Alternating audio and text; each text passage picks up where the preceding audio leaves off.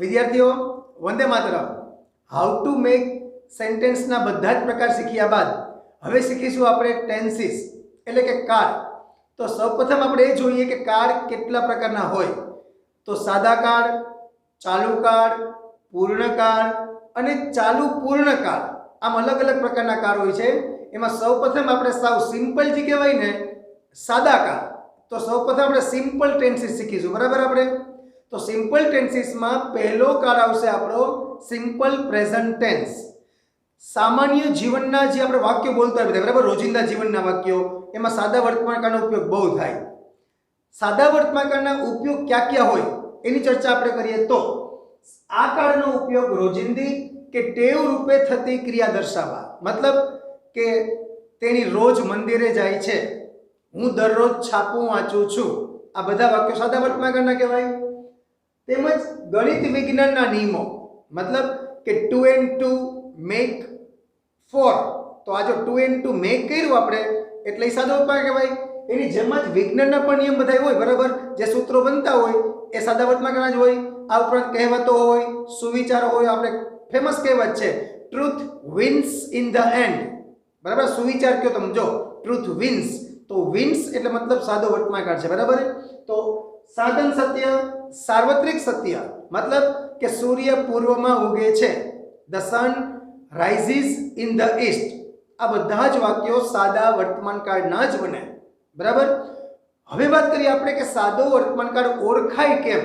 તો અહીંયા જે શબ્દ આપ્યા છે ને એ અંગ્રેજી વાક્ય આપણું જે હોય ને, અંગ્રેજી વાક્યમાં આવા કોઈ પણ શબ્દ આવી જાય તો ખબર પડે આપણને કે આ સાદા વર્તમાનકાળનું વાક્ય છે. પણ જો ગુજરાતીમાં વાક્ય હોય ને તો પછી થોડાક જુદા હોય. યાદ રાખજો, એમાં કેવા આપણે દરરોજ કઈ, હંમેશા કઈ, બરાબર. તો એ બધું આ જ છે. જો તમને ગુજરાતી ના આવડતું હોય તો ખાસ લખી નાખજો આનું. ડેઈલી એટલે દરરોજ, એવરીડે એટલે પણ દરરોજ કે રોજ, યુઝ્યુઅલી એટલે સામાન્ય રીતે, ઓકેશનલી પ્રસંગોપાત, એવરી પ્લસ સમય મતલબ કે એવરી સન્ડે, એવરી મંડે, બરાબર, એવરી દિવાળી, ઓલવેઝ એટલે હંમેશા, ઓફન એટલે વારંવાર, અને ઓફન એટલે ઓફ્ટન ના કરતા, ઓફન, જનરલી સામાન્ય રીતે, નેવર કદી નહીં, સમટાઈમ્સ ક્યારેક, અને રેગ્યુલરલી એટલે કે નિયમિત રીતે, એટસેટ્રા, મતલબ કે આ બધા જ શબ્દો જે છે એ સાદો વર્તમાનકાળ દર્શાવે છે. હવે આપણે આમ જુઓ ને તો આપણે use of main verb A topic શીખ્યા ને, એમાં આપણે ક્રિયાપદને એસ ના નિયમો શીખ્યા જે આપણે એ આના જ છે. એટલે બધા જ નિયમો આપણે આમાં કામ લાગશે. હવે આપણે વર્તમાન કાળમાં શું શીખશું, પેલા એ તમને ઝાંખી આપી દઉં કે વર્તમાન કાળમાં રચના હકાર, પ્રશ્નાર્થ, નકાર, આ બધી રચના શીખશું. અને પ્રશ્નાર્થમાં અલગ અલગ વેન, વેર, વાય, બરાબર. આ ઉપરાંત how many, how much, whose, which, આ બધા જ WH વર્ડ્સ છે, એ બધી જ રચના આપણે આમાં સાદા વર્તમાન કાળમાં શીખીશું, બરાબર. તો શરૂઆત કરીએ આપણે રચના હકાર એટલે કે એફર્મેટિવ. પેલી આવશે રચના હકાર એટલે કે થશે એફર્મેટિવ. તો મિત્રો આ રચના આપણે યુઝ ઓફ મેઇન વર્બમાં શીખ્યા છે એ જ છે, બરાબર. એમાં જરાય ફેર છે નહીં. એ રચના યાદ કરીએ આપણે. રચના શું હતી?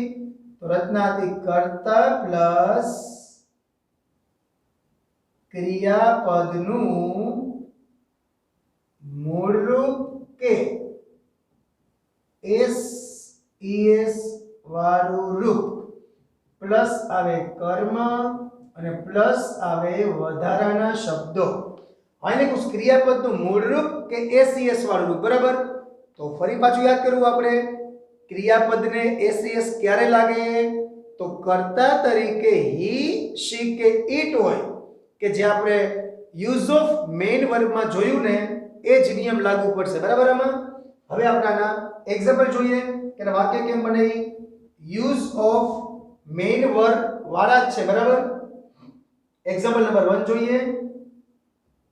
તેણી રોજ છાપું વાંચે છે. તો પહેલા આપણે તેણી અને વાંચે છે આપણે શીખ્યા છીએ તો યુઝ ઓફ મેઇન વર્બમાં, બરાબર? તો જો she, વાંચવું એટલે રીડ, પણ એને લાગશે એસ, કારણ કે કર્તા તરીકે she આવી ગયું, બરાબર? she reads newspaper daily. Ready પર જો આ રચના કર, સાવ સિમ્પલ. તેણી વાંચે છે, she reads, શું વાંચે છે? છાપું, તો ન્યૂઝપેપર, રોજ એટલે ડેઈલી. એક્ઝામ્પલ 2 લઈએ આપણે. તેઓ હંમેશા મોડા આવે છે. આપણે એ પણ શીખશું આમાં, જો કે રોજ હતું કેમ ડેઈલી છેલ્લે આવ્યું, હવે હંમેશા આવ્યું. હંમેશા એટલે ઓફન. તો જો they often come late. જોઈ લ્યો, હંમેશા એટલે ઓલવેઝ થશે, બરાબર? ઓલવેઝ. તેઓ આવે છે, they come થઈ ગયું, પણ આ હંમેશા આવે ને તો એ હંમેશા આવે કરતા પછી. આ ઓફન જો વારંવાર હોય ને તો ઓફન આવે, એ પણ અહીંયા જ આવે. એટલે અમુક અમુક શબ્દ હોય ને એના સ્થાન કરતા પછી હોય, એટલે વર્તમાન કાળમાં એ પણ શીખવું પડે, બરાબર? આપણે તો તેઓ આવે છે, they come, હંમેશા એટલે ઓલવેઝ, અને મોડા એટલે લેટ. Example number 3. હવે જો અહીં તેણી આવી ગયું, તેઓ આવી ગયું. હવે એક એક્ઝામ્પલ આપણે તમે વાળું નહીં, કે તમે મને બોલાવો છો. હવે તમે બોલાવો છો એટલે શું થયું? જો યુ અને કોલ, તમે બોલાવો છો યુ કોલ, અને મને એટલે મી, યુ કોલ મી. થઈ ગયું તમે મને બોલાવો છો. માત્ર ને માત્ર કર્તા અને ક્રિયાપદ, બસ આ બે તમારે ધ્યાન રાખવાનું છે. આ વાક્યો ઘણા જોયા છે આપણે, છતાંય જોઈ લઈએ એક્ઝામ્પલ હજી આપણે. Example number 4. હવે જો અહીં તેણી કરતા આવ્યું, અહીં તેઓ આવ્યું, અહીં તમે આવ્યું. હવે જો વિદ્યાર્થીઓ સહેલા પ્રશ્નો પૂછે છે. તો પેલા વિદ્યાર્થીઓ અને પૂછે છે, કર્તા અને ક્રિયાપદ આપણે આવડી જવા જોઈએ. સ્ટુડન્ટ્સ આસ્ક, એ જો વિદ્યાર્થીઓ અને પૂછે છે, શું પૂછે છે? તો કે સહેલા પ્રશ્નો, easy questions. કેટલું સહેલું જો, બરાબર? માત્ર કર્તા અને ક્રિયાપદ બે સ્ટેપ તમને આવડી ગયા એટલે તમારું વાક્ય સાચું. ફરી કહી દઉં, હાઉ ટુ મેક સેન્ટેન્સમાં યુઝ ઓફ મેઇન વર્બમાં શીખવાને એ આ જ વસ્તુ છે. પણ હવે જે વસ્તુ શીખશું નવી પાછી આવવાની છે, બરાબર? આમાં નકાર આવશે, એ જ વસ્તુ શીખવાની ખાસ આપણે. હવે આપણે એમ બોલી, બરાબર, કે સત્યનો હંમેશા જય થાય છે, બરાબર? તો truth wins in the and. એવા પણ સુવિચાર વાક્યો પણ આવી શકે આપણે. પણ આપણે બીજું વાક્ય લખીએ, સૂર્ય પૂર્વમાં ઉગે છે. The sun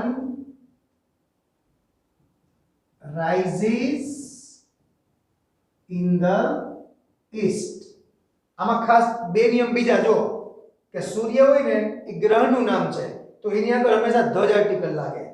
પછી કોઈ પણ દિશા હોય ને તો દિશાની આગળ પણ હંમેશા આર્ટિકલ ધ લાગે. અને આ વાક્ય થયું સાદા વર્તમાન કાળનું, કર્તા તરીકે ધ સન એટલે કે ઈટ કહેવાય, એટલે ક્રિયાપદને નિયમ મુજબ SES લાગે, બરાબર? હવે એક્ઝામ્પલ નંબર 6. કર્તા તરીકે જોઈ લો સ્ટુડન્ટ. હવે ઘણી વાર એવું બને કે તેઓ આવે, બરાબર? તેઓ, તો તેઓમાં જોવું પડે આપણે કે સ્ટુડન્ટ્સ જ કહેવાય પાછું. એક્ઝામ્પલ લઈએ આપણે, જો તેઓ પૂછે છે આવી ગયું, ઉગે છે આવી ગયું, વાંચે છે, આવે છે, બોલાવો છો, બરાબર? તેઓ તાજા ફળ ખરીદે છે. જો એવું કઈ ના હોય આમાં કે આમ રોજ ને દરરોજ ને હંમેશા ને એવું આવું જ જોઈએ, ના પણ આવે. જો તેઓ તાજા ફળ ખરીદે છે. they buy fresh fruits. જો તેઓ ખરીદે છે, they buy, શું ખરીદે છે? તાજા ફળ. તો તો ફ્રેશ ફ્રૂટ્સ. આ રચના થઈ હકાર, બરાબર. હવે આપણે રચના નકાર શીખવાની છે. તો ભાઈ આનો ખાસ સ્ક્રીનશોટ પાડી લેજો. હવે ફરીવાર આપણા બોર્ડમાં નકાર અને પ્રશ્નાર્થ આ બંને શીખવાના છે, બરાબર. સ્ક્રીનશોટ પાડતા ભૂલતા નહીં.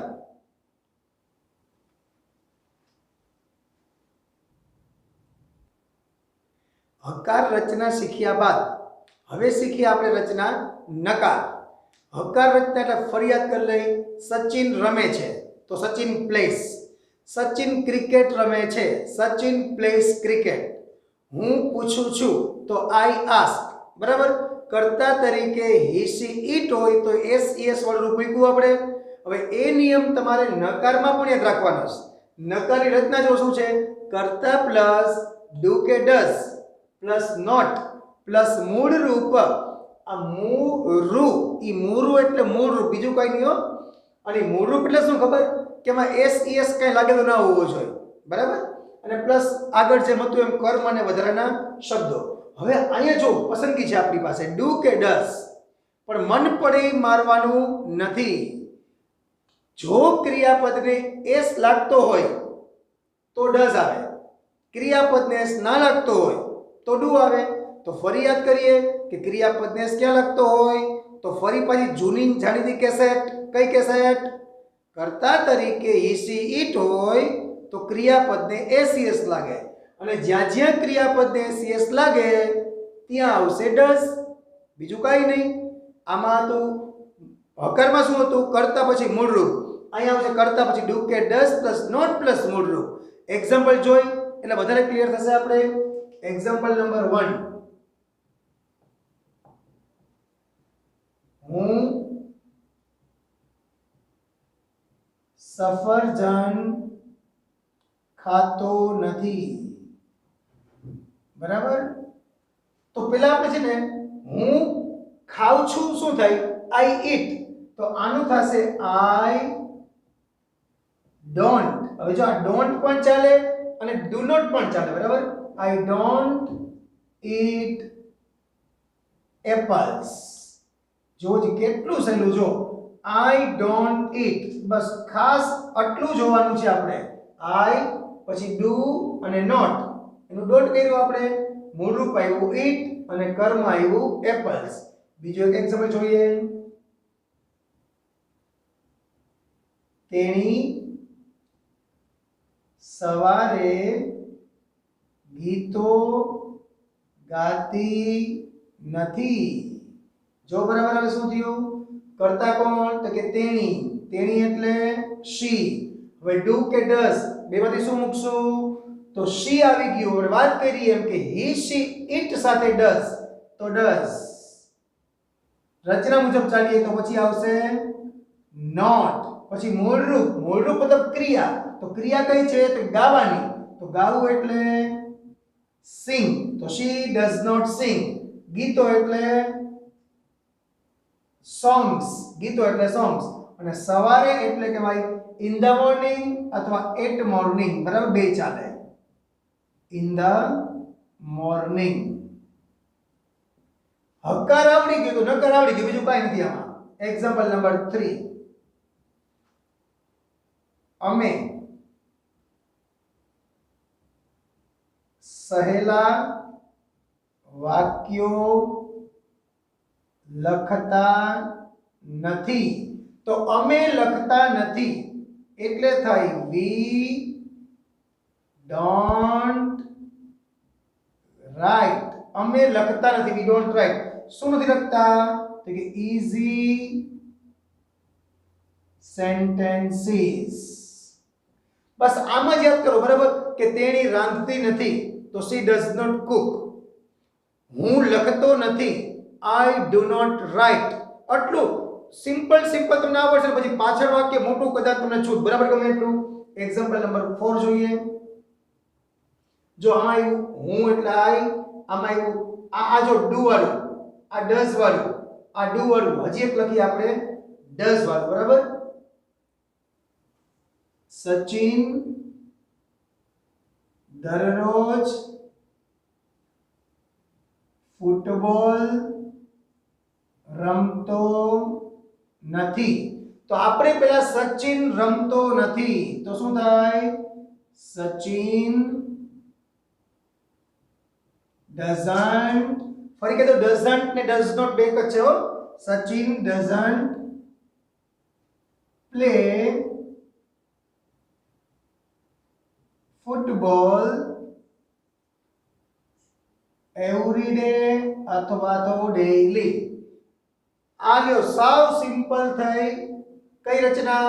તો કે નેગેટિવ એટલે નકાર રચના કરતા પ્લસ ડુ નોટ કે ડઝ નોટ પ્લસ મૂળરૂપ. રેડી?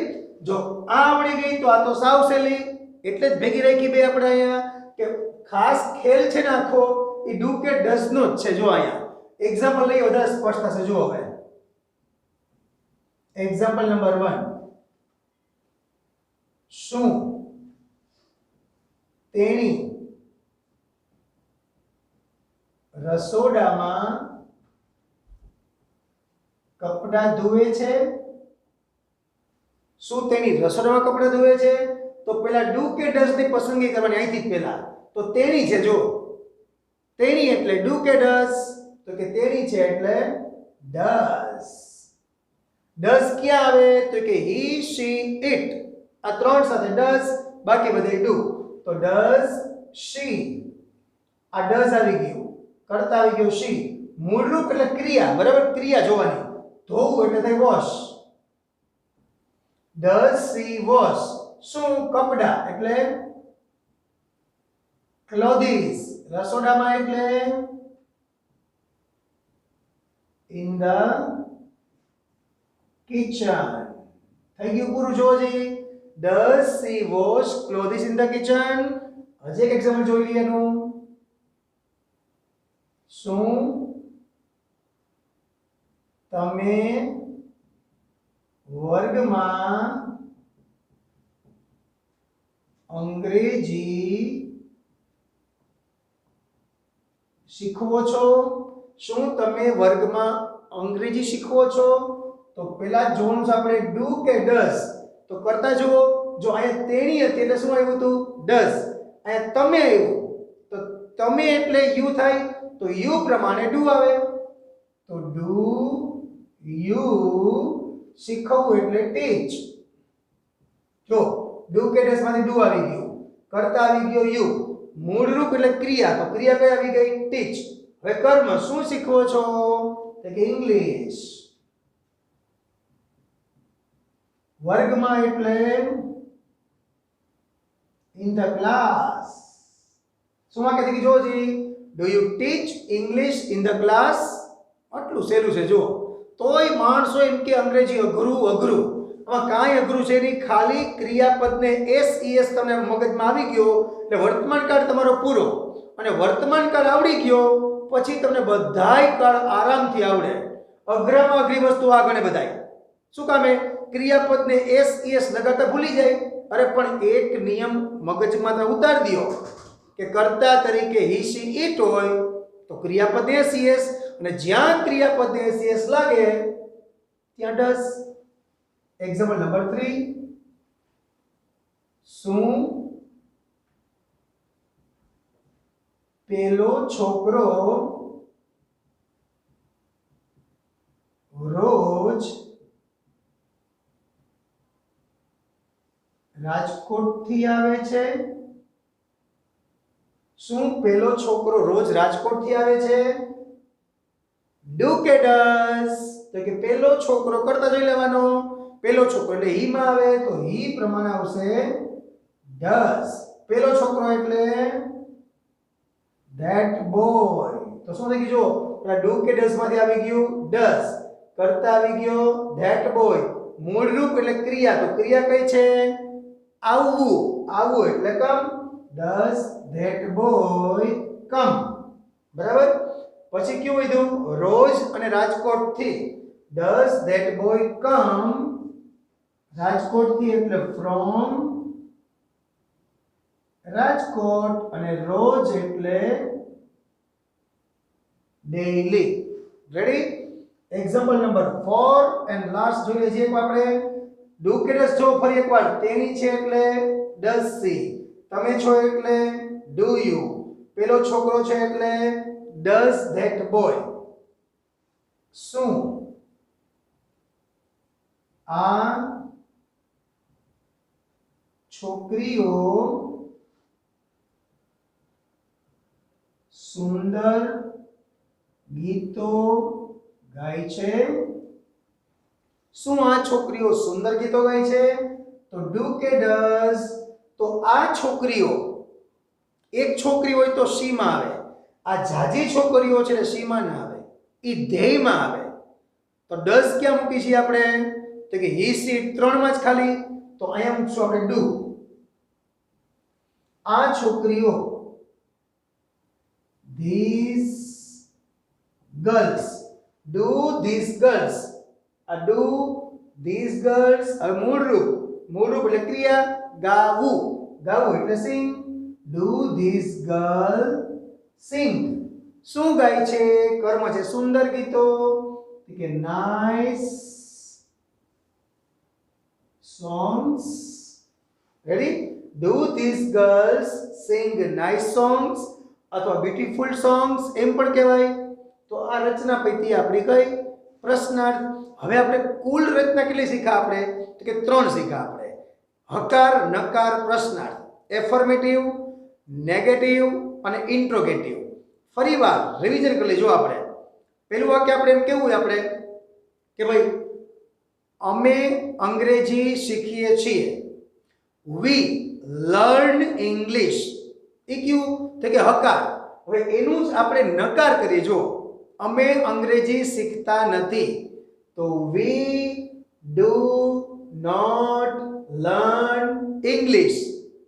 એનું જ પ્રશ્નાર્થ કરીએ કે શું તમે અંગ્રેજી શીખો છો? તો ડુ યુ લર્ન ઇંગ્લિશ. મતલબ કે એક જ વાક્ય હોય ને એનું તમને હકાર, નકાર, પ્રશ્નાર્થ આ ત્રણેય આવડવું જરૂરી છે. હજી એક એક્ઝામ્પલ તમને આપી દઉં, સાંભળી લ્યો કે વિરાટ મેદાન પર ક્રિકેટ રમે છે. તો વિરાટ રમે છે એટલે વિરાટ પ્લેસ. શું રમે છે? ક્રિકેટ. વિરાટ ક્રિકેટ રમે છે એટલું રાખીએ. ચલો આપણે વિરાટ પ્લેસ ક્રિકેટ.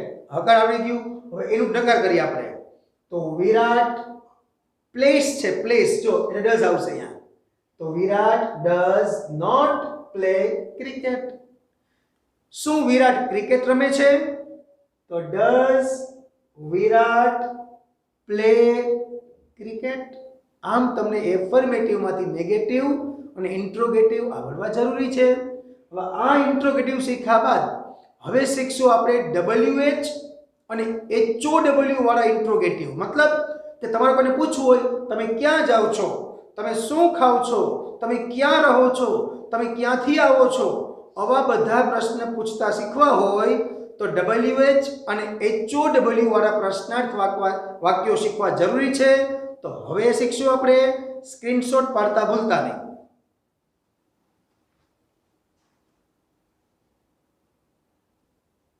આપણે હકાર, નકાર, પ્રશ્નાર્થ શીખ્યા બરાબર. હવે પ્રશ્નાર્થમાં આપણે શીખવાનું છે WH અને HOW પ્રશ્નાર્થ અને ભેગું એડિંગમાં છે ફ્રેમ ક્વેશ્ચન. એટલા માટે કે લગભગ ધોરણ 7 થી વિદ્યાર્થીઓને પરીક્ષામાં ફ્રેમ ક્વેશ્ચન નામનો ટોપિક આવે છે અને સ્ટાન્ડર્ડ 12 સુધી આવશે પાછો. ભેગું આ પણ શીખશું આપણે. હવે WH ક્વેશ્ચનમાં આપણે શરૂ કરીએ તો પહેલા શીખીએ આપણે હુ. તો હુ નો મતલબ થાય કોણ, બરાબર. અને જો પ્રશ્ન બનાવવો હોય તો કરતા દૂર થાય. એ કેવી રીતે? તો પહેલા આપણે રચના જોઈ લઈએ. હુની રચના કેવી હોય? તો પહેલા હોય હુ પ્લસ મૂળરૂપ કે SES વાળું રૂપ પ્લસ કર્મ પ્લસ વધારાના શબ્દો અને પ્લસ પ્રશ્નાર્થ ચિહ્ન, બરાબર. હવે સિમ્પલ રચના છે એની. જો એક્ઝામ્પલ નંબર 1, તમને અંગ્રેજી કોણ શીખવે છે? બરાબર. હવે તમને કોઈ પ્રશ્ન પૂછે, બરાબર, કે તમને અંગ્રેજી કોણ શીખવે છે? તો પહેલા જો પેલા હુ લખવાનું, બરાબર? તો પેલા હુ લખીએ, ચાલો હુ. પછી મૂળરૂપ કે એસ વાળું ક્રિયાપદ. હવે તમને જે અંગ્રેજી ભણાવતા હોય એ કોઈ પણ એક વ્યક્તિ હી કે શી માં આવે તો એસ વાળું રૂપ લખશું, બરાબર? આપણે હુ હવે શીખવે છે, શીખવવાનું અંગ્રેજી આપણે કરવું પડે તો હુ ટીચીસ. પછી કર્મ, બે કર્મ છે, તમને અને અંગ્રેજી. તો આપણે શીખ્યા છે પેલા સજીવ કર્મ અને પછી નિર્જીવ કર્મ. તો હુ ટીચીસ યુ ઇંગ્લિશ, બરાબર? આ રચના થઈ ગઈ આપણી હુ વાળી. બીજું એક એક્ઝામ્પલ જોઈએ છીએ એકવાર. કોણ અહીં રોજ ક્રિકેટ રમે છે? કે અહીં રોજ કોણ ક્રિકેટ રમે છે? તો મિત્રો હવે વાત કરીએ આપણે ક્રિકેટ રમવાની વાત છે, બરાબર? કોઈ એક વ્યક્તિ ક્રિકેટ રમતી ના હોય તો હવે જો પેલા હુ મૂકી દી, બરાબર? આપણે હુ. હવે મૂળરૂપ કે એસીએસ જો કર્તા તરીકે જાજા હોય તો મૂળરૂપ, કર્તા તરીકે એક વચન હોય તો એસીએસ. તો ક્રિકેટ રમવાની વાત છે એટલે શેની વાત કરશું આપણે? મૂળરૂપની. હુ પ્લે ક્રિકેટ. પછી અહીં એટલે હિયર અને રોજ એટલે ડેઈલી અથવા તો એવરીડે. આ થઈ આપણી હુની રચના. હુ પછી એસ લખો કદાચ તોય વાંધો ના આવે. હુ પ્લેસ કયો તો ચિંતાઓ નહીં કરવાની, બરાબર? હવે બાળકો શીખીએ આપણે ફ્રેમ ક્વેશ્ચનમાં કેમ હોય જોજો, બરાબર? એનું એક્ઝામ્પલ લઈએ આપણે. જો પ્રીતમ ડ્રિંક્સ ટી. હવે આમાં કેવું હોય, આપણે પરીક્ષામાં જે પૂછાય ને તો પ્રીતમમાં લાઈન આપેલી હોય આપણને. પ્રીતમમાં લાઈન આપી હોય તો મતલબ કર્તામાં લાઈન આપી છે, તો આનો આન્સર આમ થાય હુ ડ્રિંક્સ ટી. માત્ર કર્તા દૂર થાય, જો લખ્યું છે કોણ, કર્તા દૂર થાય. એટલે આ ખાસ યાદ રાખવાનું છે. હુ એટલે કોણ અને કર્તા દૂર થાય. આનું બીજું એક એક્ઝામ્પલ જોઈએ આપણે.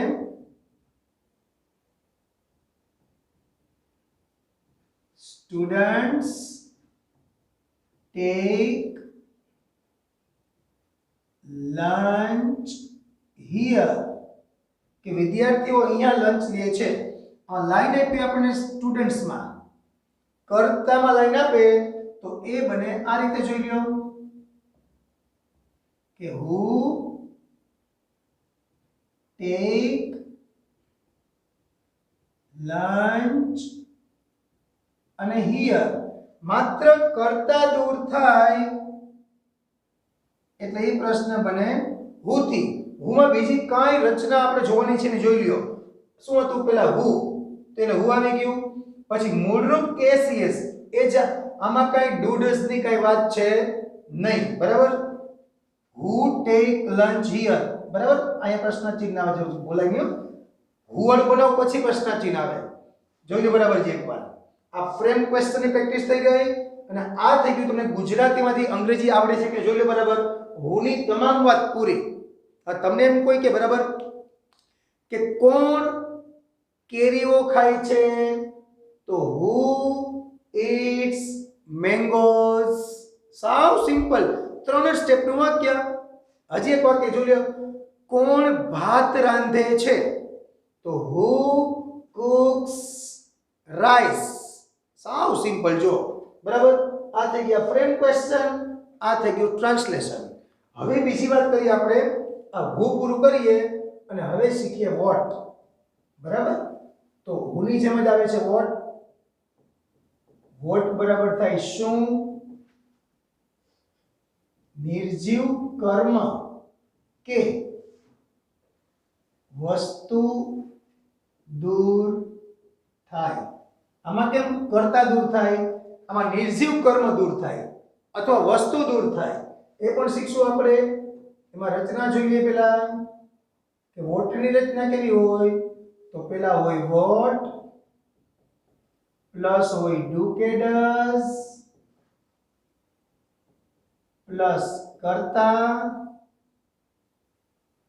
પ્લસ મૂળરૂપ પ્લસ સજીવ કર્મ હોય ને તો, બરાબર, ના હોય તો કાંઈ નહીં, વધારાના શબ્દો અને પ્રશ્નાર્થ ચિહ્ન.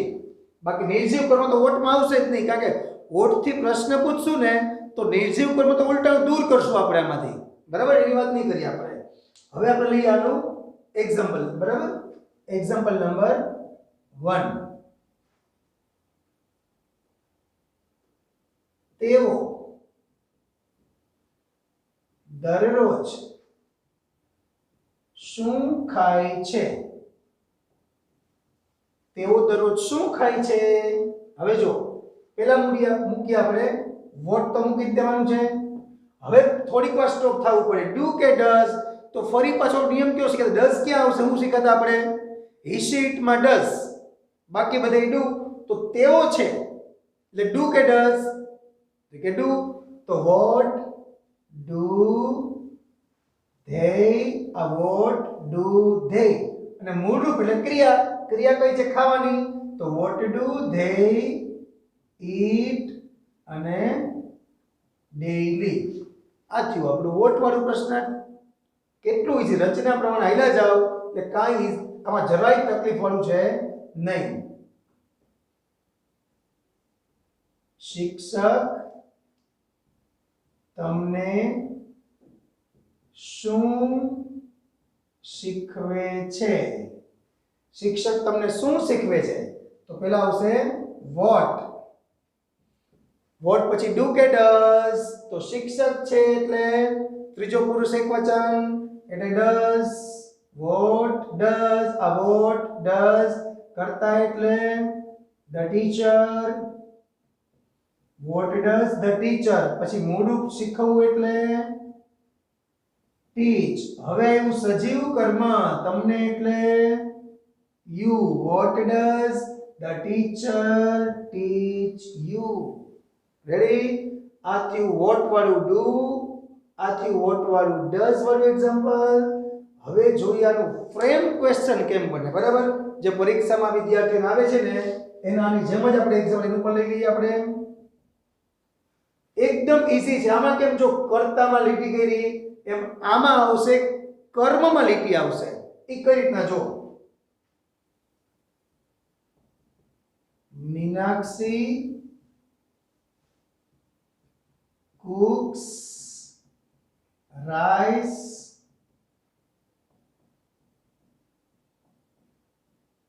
in the kitchen. તો આમાં લાઈન હોય રાઈસમાં કે મીનાક્ષી રસોડામાં ભાત રાંધે છે. શું રાંધે છે? રાઈસ નીકળી જાય. તો આનો આન્સર આમ થશે, જો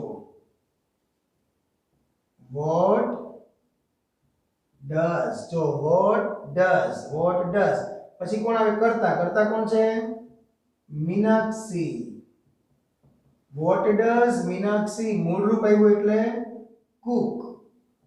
ધ્યાન બાળકો એ જ રાખવાનું છે અહીંયા કે આ ડઝ પછી એસ લાગે નહીં, એ ભૂલતા નહીં ખાસ. Vote does Meenakshi Cook in the kitchen. Ready? આ રાઈસ માં લાઈન હતી એટલે આપણે કર્યું વોટ વાળું પ્રશ્નાર્થ વાક્ય. હજી એક એક્ઝામ્પલ જોઈ. આ ડઝ વાળું કર્યું, હવે ડુ વાળું કરીએ. Students write easy sentences. કે વિદ્યાર્થીઓ સહેલા વાક્યો લખે છે. શું લખે છે? કે સહેલા વાક્યો. લાઈન આપી છે ઈઝી સેન્ટેન્સમાં. આમાં લાઈન કેમ છે? રાઈસમાં. એમ આમાં લાઈન છે ઈઝી સેન્ટેન્સીસમાં. તો આનો આપણે આન્સર, આમ તો આન્સર ને આમ તો ક્વેશ્ચન, હો, બરાબર? રચના શું છે? વોટ. વોટ પછી ડુ કે ડઝ. શું છે અહીંયા? જો અહીંયા એસ ના લાગ્યો હોય ને તો આમાં તો સાવ સહેલું પડે. જો અહીંયા એસ લાગ્યો તો ને એટલે ડઝ નો ઉપયોગ કર્યો. અહીંયા એસ નથી લાગ્યો ને એટલે ડુ નો ઉપયોગ. તો વોટ ડુ. આ વોટ ડુ, હવે કરતા કોણ? તો કે સ્ટુડન્ટ્સ. વોટ ડુ સ્ટુડન્ટ્સ, પછી એવું write. What do students write, વિદ્યાર્થીઓ શું લખે છે? રેડી? હવે એક ક્વેશ્ચન પૂછી ક્યારેક કહું આવે જો, they play here daily, કે તેઓ અહીંયા રોજ રમે છે. હવે ક્યારેક એવું બને કે લાઈન આવે પ્લે માં લાઈન આવે, તો એનો મતલબ શું થાય ખબર? આપણે પ્રશ્ન એમ બનાવવો પડે કે તેઓ અહીંયા દરરોજ શું કરે છે. બહુ રેર કેસમાં પ્રશ્ન આવે, પણ યાદ રાખવા જેવો ખરી, ખાસ જોઈ લો. What do they do here daily? આવું ક્યારે કરવાનું? ક્રિયાપદમાં લઈને આપે, ક્રિયાપદમાં તો એનો પ્રશ્ન બને ડુ થી, બરાબર? અહીંયા જો કેમ આપણે મૂળ રૂપ લઈ એમ ક્રિયાપદમાં લાઈન હોય ને તો એનું ક્રિયાપદ તમારે ડુ લેવું પડે. હવે જો રચના પેલા વોટ ભૂલાઈ ની ખાસ, આની જેમ કેમ હુ હતું અહીં, બરાબર? એમ જો વોટ એટલે વોટ, ડુ કે ડઝ. હજી એકવાર રચના જોઈ લો, પેલા વોટ ડુ કે ડઝ, વોટ ડુ કે ડઝ જોઈ લો બધામાં, વોટ ડુ કે ડઝ બધામાં સરખી જ માત્ર ને માત્ર શબ્દો બદલે છે. વોટ ડુ કે ડઝ કરતા મૂળ રૂપ સજીવ કર્મ હોય તો અને વધારાના શબ્દો. આ થઈ હુ વાળી અને વોટ વાળી રચના, બરાબર? સ્ક્રીનશોટ ખાસ પાડી લેજો. હજી આપણે આમાં વેન, વેર, વાય આ બધું જ શીખવાનું છે. આપણે કુલ 5 રચના શીખા. રીકેપ શોર્ટમાં કરી લઈ. સચિન ક્રિકેટ રમે છે, સચિન પ્લેસ ક્રિકેટ. પછીનું નકાર શીખા, સચિન ક્રિકેટ રમતો નથી, Sachin does not play cricket. પછીનું પ્રશ્નાર્થ કર્યું આપણે, શું સચિન ક્રિકેટ રમે છે? Does Sachin play cricket? પછી આપણે હુ વાળું શીખા કે કોણ ક્રિકેટ રમે છે? હુ પ્લેસ ક્રિકેટ અથવા હુ પ્લે ક્રિકેટ. રેડી? પછી આપણે વોટ વાળું શીખા કે સચિન શું રમે છે? તો વોટ ડઝ સચિન પ્લે અથવા વોટ ડઝ સચિન ડુ, આને જેવું કરવું હોય તો, બરાબર? પણ તો ક્રિકેટ કરવું હોય તો વાંધો ના આવે. જો સચિન પ્લેસ ક્રિકેટ, તો what does Sachin play. Ready? આ હકાર, નકાર, પ્રશ્નાર્થ, હુ ને વોટ આ 5 શીખા. 5 બરાબર યાદ કરી લેજો. જો આ 5 યાદ હશે તો આગળની રચના શીખવાની બહુ મજા આવશે. હવે સ્ક્રીનશોટ ખાસ પાડી લ્યો, પછી આગળ શીખીએ, બરાબર? આપણે